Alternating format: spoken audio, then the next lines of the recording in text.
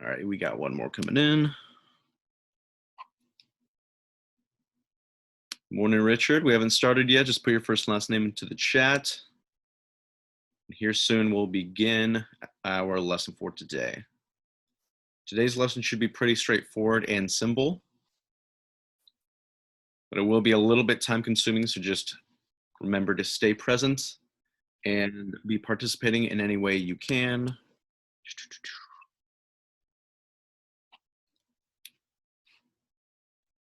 All right, if you have not yet, put your first and last name into the chat, and then we will now get started with the lesson. All right, for today, we're going to be introducing our new text. So we have a new text for today. And again, we're going to be doing everything together in class. So we're going to read through just part one after we kind of get an introduction of the text.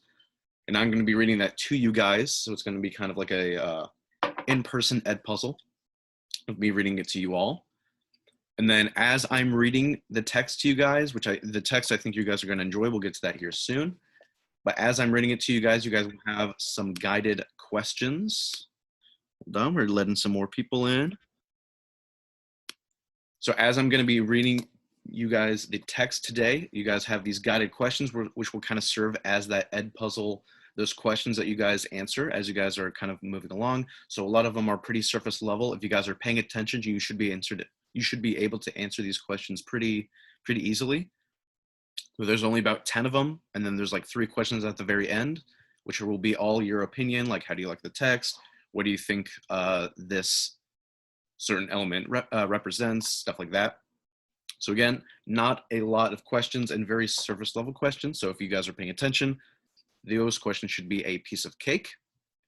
And then at the end, we're going to log off and do those argumentative slides. And then you guys have that asynchronous time. But again, if you guys are doing these guided questions with us, then you guys really won't have any homework to do other than if you're missing any work, just be sure that you're turning that in. But other than that, that's kind of our lesson for today. So really just introducing the text, reading through the text, and as I'm reading to you guys, be sure to be filling out those guided questions, which I'll get to here shortly. There's someone that is having, there we go. All right. So moving on to our introduction, if you guys showed up late, or if you guys just showed up late, we kind of just went over an overview of today's lesson. So just be sure that you're putting your first and last name in the chat. And now we're going to have our introduction of the text. So we have some more people joining. All right, so our text is called The Red Convertible, and it's by Louise Erdrich. And I really do think you guys are gonna like this, the story. And I'm not just saying that because I hope you guys like it. I really do think you guys are gonna enjoy it, because in Unit 1, one of the things that a lot of people, a lot of students, not just in this class, but in all my other classes as well, they all kind of gave feedback and said that one of their favorite novels was The House Taken Over. And I think, I've kind of told you guys this, but I think that reasoning is because you got to read the whole story of The House Taken Over. With The Haunting of Hill House and Beloved, you guys really just got a chapter, because we want to give you guys a variety of text. We didn't want to give you an entire novel to read over Zoom. So we kind of just gave you little pieces of different novels.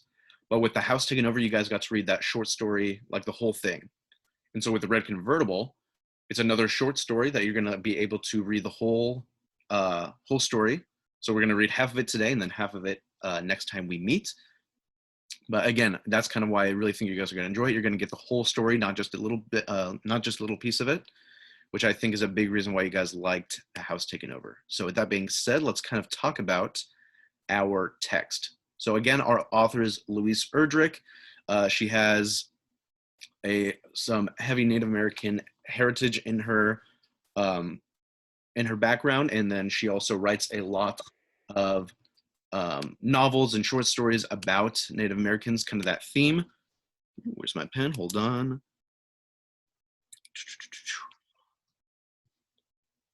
Again, that's kind of our author. You can see her right here down in the bottom right. That's our author, Louise Erdrich. And then our story again is The Red Convertible, and then in parentheses, I put love medicine because The Red Convertible, like I said, is kind of just a short story. It's probably about 10 pages long, if that. And because it's a short story, our author, Louise, actually put together a whole bunch of short stories into a big book. So she has a whole bunch of her small stories in a big book called The Love Medicine. So if you really enjoy The Red Convertible, maybe look into Love Medicine, because then you'll get other short stories by the same author and kind of under that same, you'll get a lot of the same themes as well.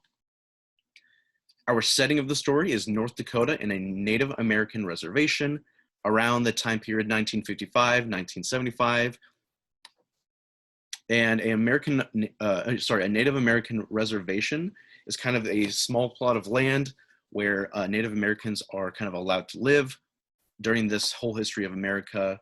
When Europeans came over to take America, kind of they pushed out Native Americans from their own land, and then they kind of made this agreement that, hey, we'll let you guys still live here, but you guys get these small portions, these small reservations of land, and then the rest of the land is ours. We get to take all this, but we are giving you guys these small reservations for you guys to stay at. So that was kind of their compromise when they all went to war. And these Native American reservations are not the best living situations. They don't get a lot of funding. They don't have a lot of resources. And we'll kind of be seeing that through our text as well. And then around our time period, 1955 to around 1975, sometime in this kind of time period, is also the Vietnam War, which we will get into, and that's actually going to play a pretty big part in our novel as well. So the themes that we're going to cover, of course, we're going to cover our outsider and outcast theme, as that is the unit theme that we're going to go over. So we're going to be seeing that. We're going to be seeing a theme of youth, especially with the part that we're going to read. Again, we're only reading half of the text today, and then we're going to finish up that last half next time we meet. So this first text, we get to see our characters kind of in their youth, kind of they're just exploring, having fun, living free lives.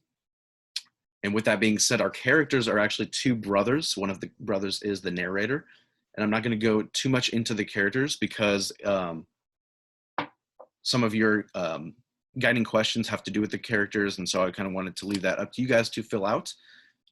And then the last theme that we have here is war. Again, this time period is around the Vietnam War. And so that's going to play a part into our reading. And as you can see here, down to the bottom left, that is our novel, The Red Convertible.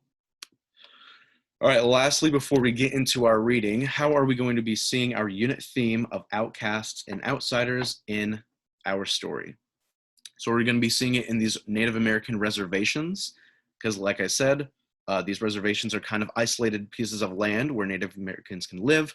And so that being said, that alone is kind of making these reservations and the people living on them outcasts and outsiders, because they're not a part of this larger piece of land. There are these little pieces of reservations. So we'll be seeing that throughout our novel, definitely kind of a little bit in this beginning. And then we're also going to be seeing it with the war going on with PTSD. PTSD stands for post-traumatic stress disorder, and it's basically stands for just that. So somebody that experiences some kind of trauma, and they are kind of continuously living it through their mind. So certain smells or images might like trigger this moment, trigger their trauma. And so they go into this stressful or kind of high anxiety state. And so a lot of people in the Vietnam War came back from the war and they had PTSD from the war. So they kind of experienced all these horrible acts, horrible actions over at war, and they came back and they had this post-traumatic stress disorder. So their bodies were safe, but their minds were still in this like battlefield. And so we will be seeing that in our novel as well, kind of in our first part, but more so in our second part when we revisit the novel again next class. And then our relationships. So again, we have our two main characters are kind of brothers, and so we'll see kind of what happens to one of them as they become kind of more an outcast and outsider, and how that affects the other one. Maybe they themselves, the other brother, becomes an outcast because they're kind of alone from the other brother. But that is kind of how we're going to be seeing our theme of the unit, outcasts and outsiders, throughout our story. These three main pieces right here. So with that being said, that's kind of our overview. That's all I really had for the introduction for our text. And so now we are going to get into our reading. And this is the main thing I wanted to kind of get to because, again, we're only doing half of our novel, but I wanted to give us plenty of time to make sure that we get that time spent reading the novel. And so if you guys don't go to Google Classroom yet, because I want to go over it here with you guys, this is what I'm going to be reading to you all. So if you guys have my screen pulled up, you'll see the text here. But then your guided questions will also be in Google Classroom. I'll show you guys where that is here soon. And as you can see here, they're broken down into sections, right? So there's 5 sections here. And at the very end, you have these final questions. And so what I'll do is I'll read through kind of the first section. And after I read through the first section, you should be able to answer these questions right here. And so I'll pause for a few seconds, give you guys a chance to answer those if you have not already. And then I'll move on to section 2. And after I'm done with section 2, I'll give you some time to answer this one question here, and so on and so forth. So it really is kind of like an ed puzzle. I'm reading, I'm stopping, letting you guys answer these questions, and then I'm moving on. If you have any questions on the questions themselves, if you guys are confused on anything, either private chat me or stay after in class and then ask me personally during that one-on-one time so I can kind of help you and give you that help that you need with this kind of project. But again, if you guys are paying attention to me reading to you all, you guys should be able to answer these questions no problem. As you guys can see here, it says, what is the name of the main character? That shows up pretty easily throughout the text. What is the relationship with Henry to the narrator? That shows up pretty easily in the text. So you guys will be able to, if you guys are paying attention, pick out these small details and be able to jot those down. And as you can see here, the instructions is fill out the questions as we read the text through class. And there's no specific limit on how much to write. I'm not saying write this amount. But sorry, hold on, there we go. But I am asking you guys to write in complete sentences. So try to stay away from just writing one word. Kind of go on and write incomplete sentences. So rather than just saying the name of the narrator, say the name of the narrator is, and then whatever the name of the narrator is. And then what happened to the workplace, what happened to workplace is, and then kind of what happened. So on and so forth. And so if you guys go over to Google Classroom at this point, on week 11, which is where we're at right now, the Red Convertible Part 1, you'll see 2 links here. One of them will be to the text, and you really don't need to pull up the text because you guys can see it on my screen, but if you would like to have it up, feel free. But the main thing that you're going to want to pull up is these guided questions right here. It's that first link. So be sure you have that up so you guys can be answering the questions as I am reading. So you guys can do it a few different ways. You can watch my screen as I'm reading, and then once you find an answer to one of those questions, go back to that tab, answer the question, and then go back. Or you guys can just have up your guided questions and be listening to the reading as I go through it, and then jot down those answers as I go through them, kind of any way that you think is best suited for you. But have those guided questions up because that's what you're going to turn in at the end of class, and that is kind of your homework. And so at this point, I'll give you guys a few seconds to be pulling those up. And then after those few seconds, I will get started on the text.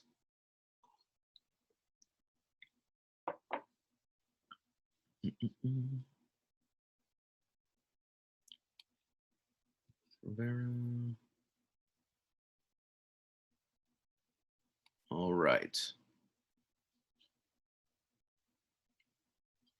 That being said, I'm going to get going with the red convertible. So if you are viewing my screen, you can see the text, and I'll get going into reading it. So just be following along with those guided questions. All right, section 1. I was the first one to drive a convertible on my reservation. And of course it was red, a red Olds. I owned that car with my brother, Henry Jr. We owned it together until his boots filled up with water on a windy night and he bought out my share. Now Henry owns the car and his younger brother, Lyman, that's myself, Lyman walks everywhere he goes. How did I earn enough money to buy my share in the first place? My one talent was I could always make money. I had a touch for it, unusual in a Chippewa. From the first, I was different that way, and everyone recognized it. I was the only kid they let in American Legion Hall to shine shoes, for example, and one Christmas, I sold spiritual bouquets for the mission door to door. The nuns let me keep a percentage. Once I started, it seemed the more money I made, the easier money came. Everyone encouraged it. When I was 15, I got a job washing dishes at Joliet Cafe, and that was where my first big break happened. It wasn't long before I was promoted to bussing tables, and then the short order cook quit, and I was hired to take her place. No sooner than you know it, I was managing the Joliet. The rest is history. I went on managing. I soon became part owner, and of course, there was no stopping me then. It wasn't long before the whole thing was mine. After I'd owned the Juliet for 1 year, it blew over in the worst tornado ever seen around here. The whole operation was smashed to bits. A total loss. The fry later was in the tree, the grill torn in half like it was paper. I was only 16. I had I had it all in my mother's name and I lost it quick. Before I lost it, I had every one of my relatives and their relatives to dinner, and I also bought that red Olds I mentioned along with Henry. That concludes section 1. So at this point, you should be able to answer those section 1 questions. There's 4 of them. I'll give you guys a few seconds to be answering those. As you guys are doing that, I'm going to let this person in.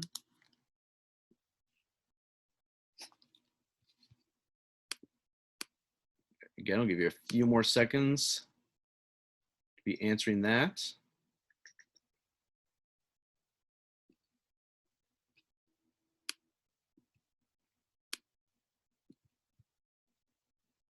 All right.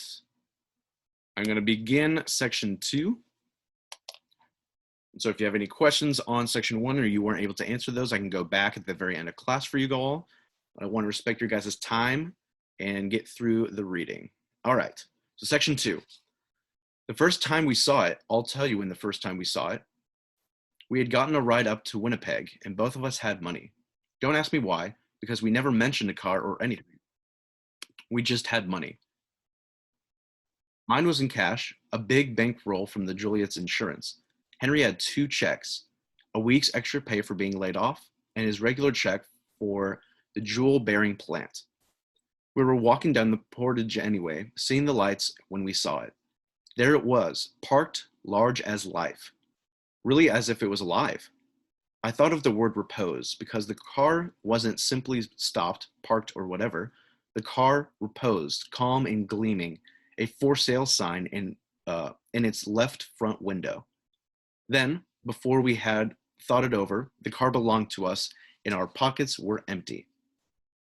We had just enough money for gas back home. We went places in that car, me and Henry.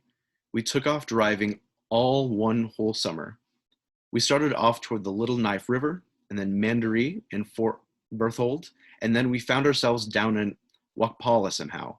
And then suddenly we were over in Montana on the Rocky Boy. And yet the summer was not even half over. Some people hang on to details when they travel, but we didn't let them bother us. We just lived our everyday lives here to there. I do remember this one place with willows. I remember I lay under those trees and it was comfortable, so comfortable. The branches bent down all around me like a tent or a stable, and quiet. It was quiet. Even though there was a powwow close enough so I could see it going on, the air was not too still, not too windy either. When the dust rises up and hangs in the air around the dancers like that, I feel good. Henry was asleep with his arms thrown wide. Later on, he woke up and we started driving again. We were somewhere in Montana, or maybe Blood Reserve. It could have been anywhere. Anyway, it is where we met the girl. All right. So at this point, you should be able to answer that one question on section 2, which is describe that one place that the narrator remembers. And I have it even pulled up right here, this whole section. And then if you joined a little bit late, what we're doing is kind of going through our new novel, The Red Convertible. And if you go to Google Classroom, you'll see our guided questions. In the link under week 11, it should say The Red Convertible Part 1. And under that, the link to the guided question should be there. We just covered section 2. So we're going to move on to section 3 here. And if you have any questions again at the end of class over any of these questions, I'll go back and I'll answer them with you guys, all right? All right, section 3. All her hair was in buns around her ear. That's the first thing I noticed about her. She was posed alongside the road with her arms out, so we stopped. That girl was short, so short her lumber shirt looked comical on her, like a nightgown. She had jeans on and fancy moccasins, and she carried a little suitcase. Hop on in, says Henry. She climbs in between us. We'll take you home, I says. Where do you live? Chicken, she says. Where the hell is that? I ask her. Alaska. Okay, says Henry, and we drive. We got up there and never wanted to leave. The sun doesn't truly set there in summer, and the night is more of a soft dusk. You might doze off sometimes, but before you know it, you're up again, like an animal in nature. You never feel like you have to sleep hard or put away the world, and things would grow up there. One day, just dirt or moss. The next day, flowers and long grass. The girl's name was Susie. Her family really took to us. They fed us and put us up, and we had our own tent to live in their house. And the kids would be in and out there all day and night. They couldn't get over me and Henry being brothers. We looked so different. We told them we knew we had the same mother anyway. One night, Susie came to visit us. We sat around in the tent talking of this and that. The season was changing. It was getting darker by the time, and the cold was even getting just a little mean. I told her it was time for us to go. She stood up on a chair. You never seen my hair, Susie said. That was true. She was standing on a chair, but still. And when she unclipped her buns, the hair reached all the way to the ground. Our eyes opened. You couldn't tell how much hair she had when it was rolled up so neatly. Then my brother Henry did something funny. He went up to the chair and said, "Jump on my shoulders." So she did that, and her hair reached down past his waist, and he started twirling this way and that, so her hair flung out from side to side. I always wondered what it was like to have long, pretty hair, Henry says. Well, we laughed. It was a funny sight, the way he did. The next morning, we got up and took leave of those people. All right, there is section 3. We have 2 sections left, but at this time, be answering those section 3 questions, which is what is the girl's name and where does the girl live? And remember to be answering those in complete sentences, because it'll be pretty easy just to put down one word for those 2 questions, but try to answer in those complete sentences, because again, in this unit, we're working on writing, we're working on argumentative text, we're working on responding, so be focusing on those complete sentences. I'll give you guys a few more seconds and then I'll move on to section 4. And again, if you haven't already, put your first and last name in the chat for that attendance so I know you guys are here. And we'll do that again at the end of class 2. Thank you guys. Some of you came in late, that's why I said that. All right, I'm gonna move on to section 4, our second to the last section. All right, on to greener pastures, as they say. It was down through Spokane and across Idaho, then Montana, and very soon we were racing the weather right along the Canadian border through Columbus, Des Lacs, and then we were in Bottineau County and soon home. We'd made most of the trip that summer without putting up the car hood at all. We just got home in time, it turned out, for the Army to remember Henry had signed up to join it. I don't wonder that the Army was so glad to get my brother that they turned him into a Marine. He was built like a brick outhouse anyway. We like to tease him that they really wanted him for his Indian nose. He had a nose big and sharp as a hatchet, like the nose on Red Tomahawk, the Indian who killed Sitting Bull, whose profile sits on all signs along the North Dakota highway. Henry went off to training camp, came home once during Christmas, then the next thing you know, we got an overseas letter from him. It was 1970, and he said he was stationed up in Northern Hill County, or country. Whereabouts, I did not know. He wasn't such a hot letter writer, and only got off two before the enemy caught him. I could never keep it straight, which direction those good Vietnamese soldiers were from. I wrote him back several times, even though I didn't know if those letters would get to him. I kept him informed all about the car. Most of the time, I hid it up on blocks in the yard or half taken apart because that long trip did it hard under the hood. I always had good luck with numbers and never worried about the draft myself. I never had to think about what my number was, but Henry was never lucky in the same way as me. It was at least 3 years before Henry came home.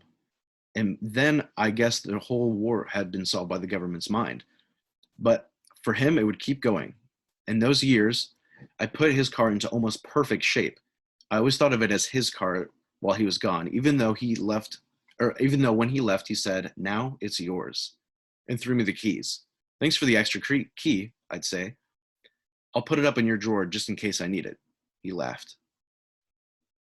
All right, section 4, only one question. What happened to Henry in this section? All right, and I'll give you guys a few seconds to answer that if you have not done so already, and then I'll get started on our last section here.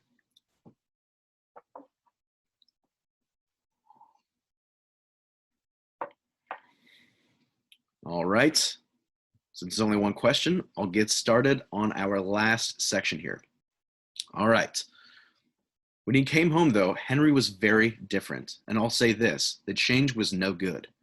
You could hardly expect him to change for the better, I know. But he was quiet, so quiet, and never comfortable sitting still anywhere, but always up and moving around. I thought back to times we'd sat still for whole afternoons, never moving a muscle, just shifting our way along the ground, talking to whoever sat with us, watching things. He'd always had a joke then, too. And now you couldn't get him to laugh. Or when he did, it was more of the sound of a man choking, a sound that stopped up the throats of other people around him. They got to leaving him alone most of the time, and I didn't blame him. It was a fact. Henry was jumpy and mean. I had bought a colored TV set for my mom and the rest of us while Henry was away. Money still came very easily.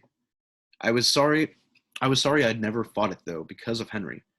I was also sorry I'd bought color because of the black and white pictures seemed older and farther away. But what are you going to do?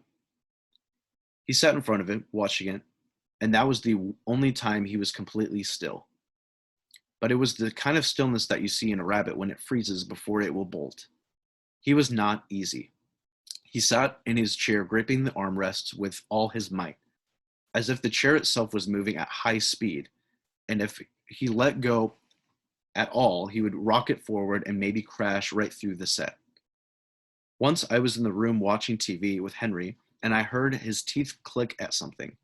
I looked over. He had bitten through his lip. Blood was going down his chin. I tell you right then, I wanted to smash that tube to pieces. I went over to it, but Henry must have known what I was up to. He rushed from his chair and shoved me out of the way, against the wall.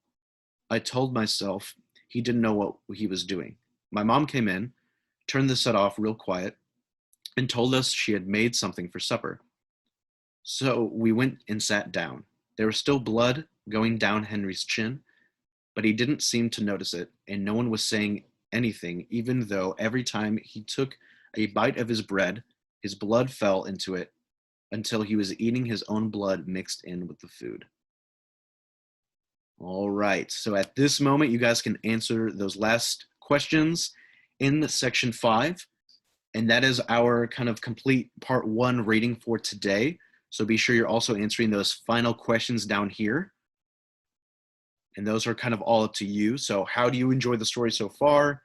And what do you think will happen in this second part? What do you think that the red convertible symbolizes? And explain a little bit why.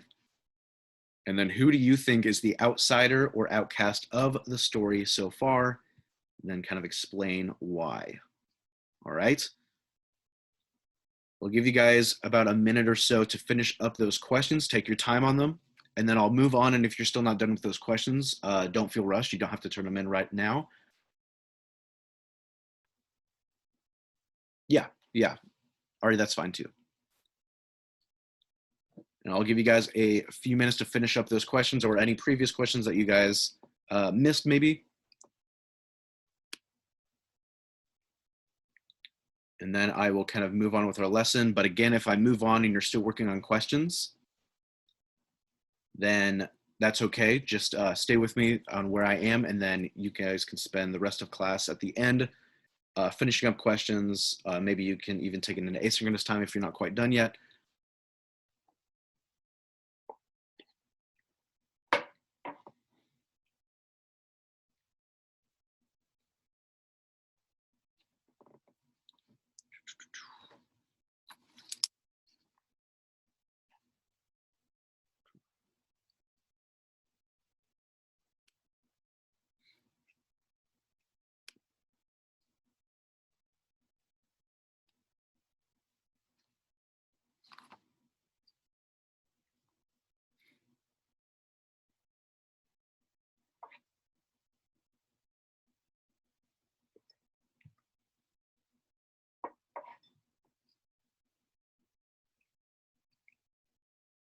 All right. I'm going to move on. And of course, if you're still working on it, don't feel pressured to turn it in yet. But our last bit of our class is, of course, our sign off, which is our argumentative slides. Again, we're working on these argumentative writing for this unit. So you guys will turn in your argumentative prompt again for today. Excuse me. This week, we're going to kind of up our requirement for our writing in these prompts. So instead of writing minimum of 1 sentence, we're going to try to do 2. A lot of you have been doing like 2 to 4 sentences, so this shouldn't really be much of a change for a lot of you. But some students in either this class or other classes have been doing that 1 sentence, which was fine last week, but this week we're going to try to do 2. So again, you're doing the same thing, giving your opinion and reasoning. And if you're having trouble with that second sentence, try to think of a second reasoning, or explain your first reasoning a little bit. So you're either going to be answering, is prom a big deal? Or if you guys skip the ACT or SAT question, like I gave you guys that option, then you guys would be answering, is college education necessary? So you're either answering one of these 2 questions. Is prom a big deal? Or is college education necessary? And again, try to get those 2 sentences minimum. Of course, you can write more. But after you guys finish this prompt, you guys can put your first and last name in the chat. And if you guys have no questions over anything, make sure you turn in those guided questions. Finish up those guided questions if you haven't already. But then you guys can turn those in, because that's the assignment that I'm going to be grading today. And then, yeah, just be sure that you're finishing up your argumentative prompts and then turning that in as well. Those are the only 2 things that we're doing today: those guided questions and the argumentative prompts. All right. And again, if you're done with that, yeah, put first and last name into the chat. If you have no questions on anything, any assignments, you are good to head out. Thank you guys for coming. Thank you guys for participating, following along. I hope you guys have a good rest of your day.